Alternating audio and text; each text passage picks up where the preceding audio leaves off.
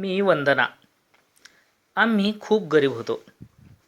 माझं स्वप्न होतं की मी खूप शिकून स्वतःच्या पायावरती मोठं व्हावं आणि आपल्या घरच्यांसाठी काहीतरी मोठं करावं. परंतु माझ्या घरच्यांना माझ्या लग्नाचं कोडं पडलं होतं. त्यामुळे ते मला जास्त काही न बोलता माझ्या लग्नाच्या मागे लागले होते. माझ्यासाठी मुलगा पाहत होते, परंतु त्यांना हवं तसं स्थळ मिळत नव्हतं. म्हणूनच माझ्या घरच्यांनी माझ्यासाठी एक मुलगा पाहिला. तो आमच्याच पाहुण्यातील होता. तो शिकलेला देखील होता आणि नोकरीला सुद्धा होता. म्हणूनच आमच्या घरच्यांनी त्याच्यासोबत माझ्या लग्नाचा विचार केला होता. घरातले असा विचार करत होते. त्याला विचारलं देखील होतं आणि त्याने देखील लग्नासाठी होकार दिला होता. पुढील गोष्टी पटापटा झाल्या आणि चटकन माझं लग्न उरकून घेतलं. मी आता लग्न करून सासरी आले होते. सासरी आल्यानंतर मला समजलं होतं की माझा सासरा मेला आहे आणि माझी सासू ही खूपच रंगेल स्वभावाची आहे. आणि ही गोष्ट मी सुरुवातीच्या काही दिवसातच ओळखली होती. तिचं बाहेरच्या खूप माणसांशी बोलणं होत असायचं आणि तिला देखील सर्वजण खूपच आवडीने बोलत असायचे. हे पाहून मी थोडंसं ओळखूनच घेतलं होतं.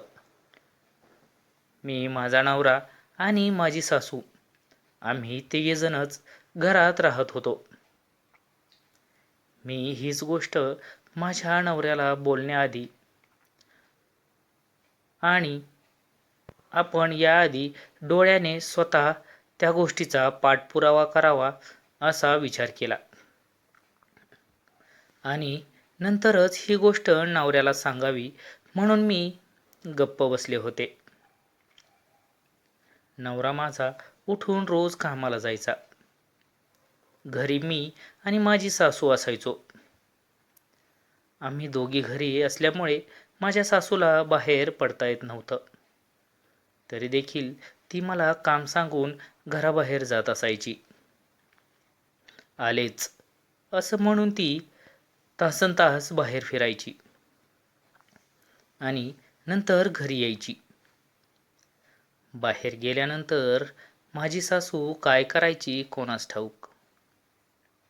आणि म्हणूनच मी एके दिवशी माझ्या सासूच्या मागे मागे जाण्याचं ठरवलं आणि मी तिच्या मागे गेल्यानंतर ती मला एका ठिकाणी कोणत्या तरी एका माणसाला बोलत थांबलेली दिसली.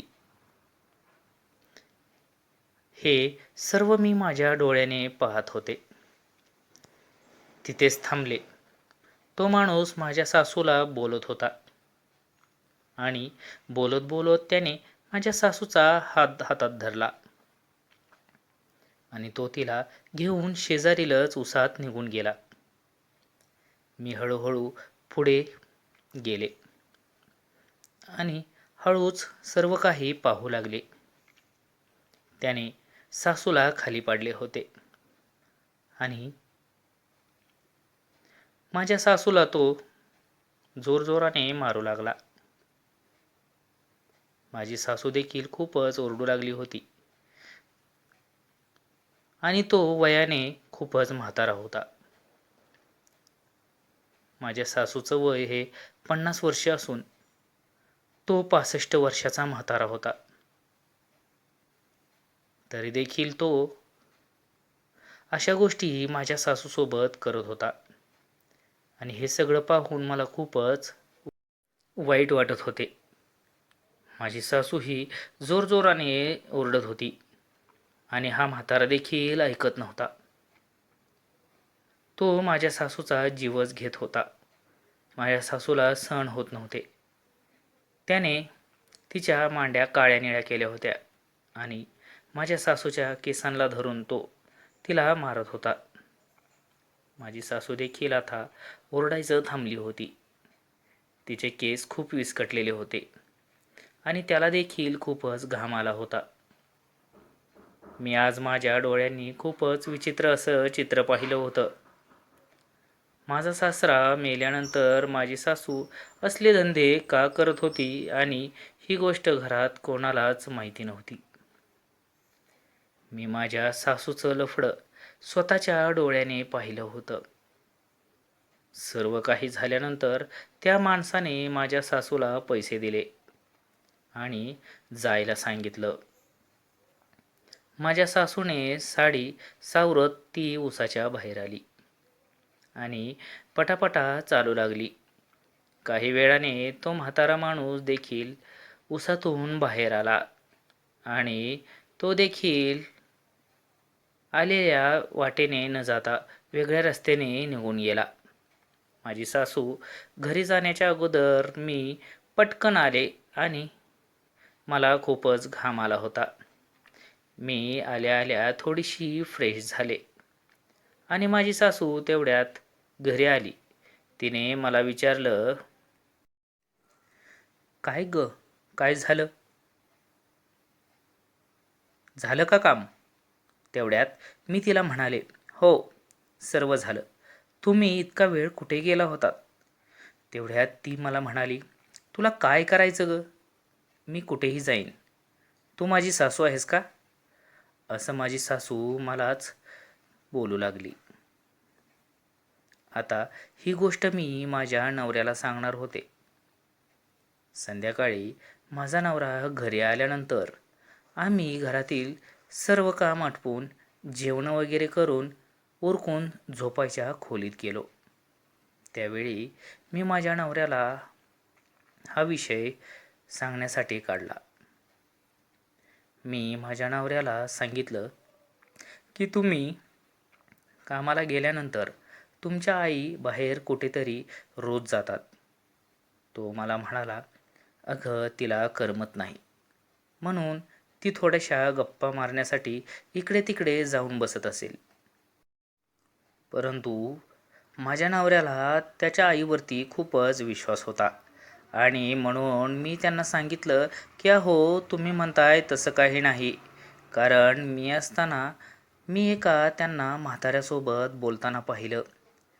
त्या माणसाने त्यांना उसामध्ये घेऊन गेला होता आणि काही वेळानंतर ते दोघेही उसातून बाहेर आलेले हे मी स्वतः माझ्या डोळ्याने पाहिलं. माझ्या नवऱ्याने माझ्याच कानाखाली मारली आणि तो मला म्हणू लागला, तू माझ्या आईवरती संशय घेतेस. ती तशी नाहीये. तुला लाज वाटते का? तू काय बोलतेस? असं म्हणून माझ्या नवऱ्याने मलाच भरपूर असं सुनावलं. आता मी कुठल्या तोंडाने त्याला सांगणार होते की मी जे पाहिलं ते सर्व खरं होतं. मी त्यांना सांगितलं, जर तुम्हाला देखील ही गोष्ट खोटी वाटत असेल आणि मी सांगितलेलं जर तुम्हाला तुमच्या आईवरती संशय घेण्यास्पद वाटत असेल तर तुम्ही एक दिवस घरी राहा, म्हणजे तुम्हाला सर्व गोष्टी समजतील. तसा तो मला म्हणाला, तुझ्या या गोष्टी ऐकत बसायला मला वेळ नाही. झोप. आणि आम्ही झोपी गेलो. दुसऱ्या दिवशी पुन्हा माझा नवरा कामाला गेला आणि पुन्हा माझी सासू मला घरातील काम करायला सांगून घराच्या बाहेर पडली. नेहमीसारखंच मी आज ठरवलं होतं की आज जे काही असेल ते मी पुराव्यासह नवऱ्याला दाखवल्याशिवाय राहणार नाही. आणि आज मी तसंच केलं.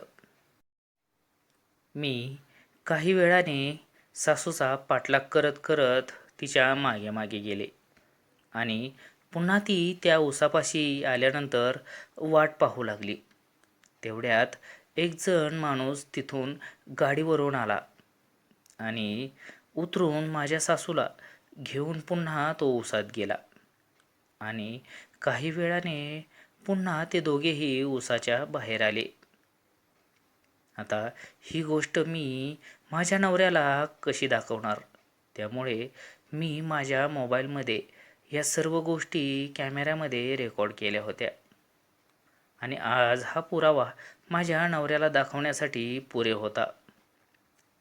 मी ह्या सर्व गोष्टी करून चटकन घरी आले माझा नवरा कधी येईल याची मी वाटच पाहत होते. तो कामावरून आला आणि मी त्याला आल्याबरोबर मोबाईलमधील या सर्व गोष्टी दाखवल्या. तसा त्याचा विश्वास बसला आणि तो त्याच्या आईला जोराने भांडू लागला, बोलू देखील लागला.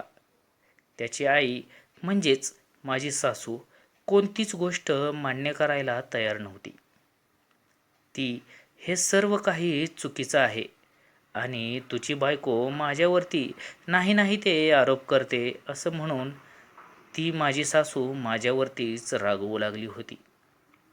आणि मला आज तिने तिच्याच मुलासमोर आणि माझ्या नवऱ्यासमोर खोटं ठरवलं होतं.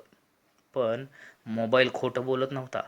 त्यामुळे जे काही रेकॉर्ड झालं होतं ते सर्व सत्य होतं आणि हेच मी माझ्या नवऱ्याला दाखवलं होतं. म्हणून माझ्या नवऱ्याने त्या मोबाईलमधील सर्व काही काढून सासूला दाखवण्याचा प्रयत्न केला. मोबाईलमधील ते सर्व काही पाहून ती गप्प बसली. तिला आता बोलायला तोंडच नव्हतं आणि ती मला म्हणू लागली की अगं तू हे करायला नको होतं. तू खूपच चुकीचं वागलीस. तू मला सांगायचं तरी. आधी तू माझ्यात आणि माझ्या मुलाच्यात आता खूपच गैरसमज करून बसलीस. परंतु मी जे काही केलं होतं ते आमच्या भल्यासाठीच. नाहीतर आमच्या घरादाराची इज्जत जाणार होती. म्हणून मी माझ्या नवऱ्याला ह्या गोष्टी दाखवण्याचा प्रयत्न केला.